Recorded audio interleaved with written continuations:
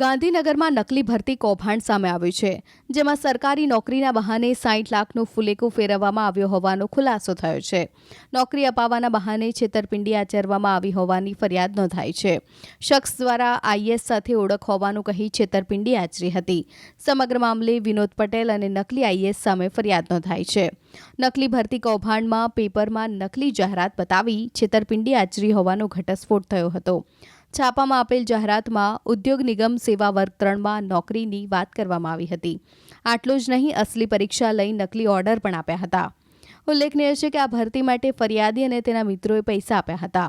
નકલી ભરતી માટે પરીક્ષા ગાંધીનગર અને બાલાસિનોરમાં યોજવામાં આવી હોવાનું સામે આવ્યું છે. મળેલ વધુ જાણકારી પ્રમાણે ગાંધીનગર સેક્ટર 17 સ્ટાફ ટ્રેનિંગમાં પરીક્ષા લેવાઈ હતી, જ્યારે બાલાસિનોરની સરસ્વતી હાઈસ્કૂલમાં પરીક્ષા લેવાઈ હતી. જોકે પરીક્ષા કેન્દ્રો પણ નકલી હોવાની શક્યતા સેવાઈ રહી છે. સમગ્ર ભરતી કૌભાંડ સામે આવતા રાજ્યભરમાં ચર્ચાનો દોર જામ્યો છે.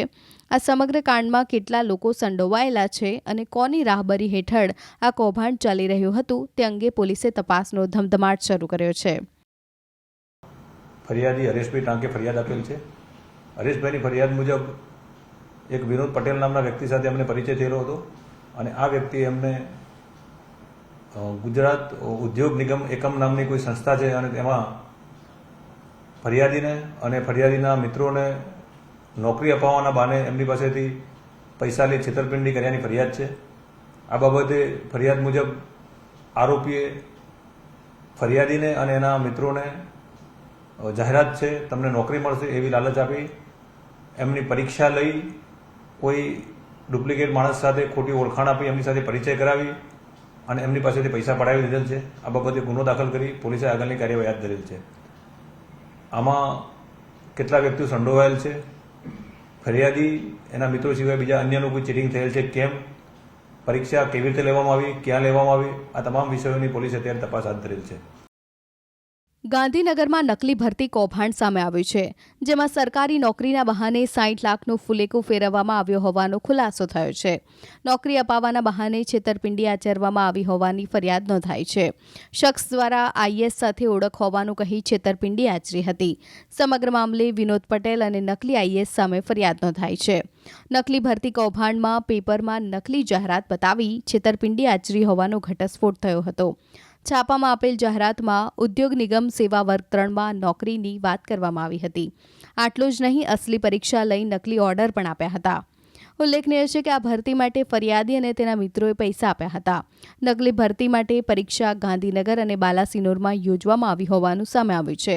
મળેલ વધુ જાણકારી પ્રમાણે ગાંધીનગર સેક્ટર 17 સ્ટાફ ટ્રેનિંગમાં પરીક્ષા લેવાઈ હતી, જ્યારે બાલાસિનોરની સરસ્વતી હાઈસ્કૂલમાં પરીક્ષા લેવાઈ હતી.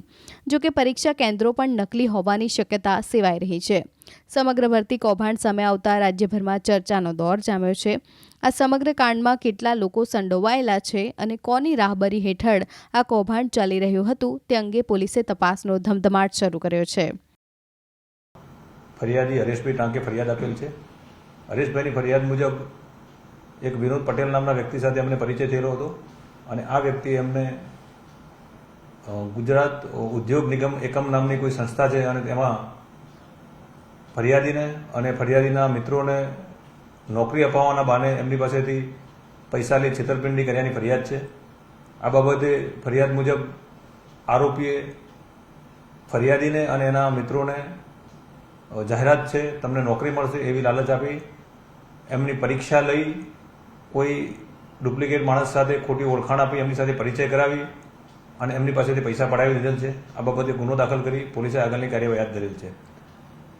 આમાં કેટલા વ્યક્તિઓ સંડોવાયેલ છે, ફરિયાદી એના મિત્રો સિવાય બીજા અન્યનું કોઈ ચીટિંગ થયેલ છે કેમ, પરીક્ષા કેવી રીતે લેવામાં આવી, ક્યાં લેવામાં આવી, આ તમામ વિષયોની પોલીસે અત્યારે તપાસ હાથ ધરેલ છે.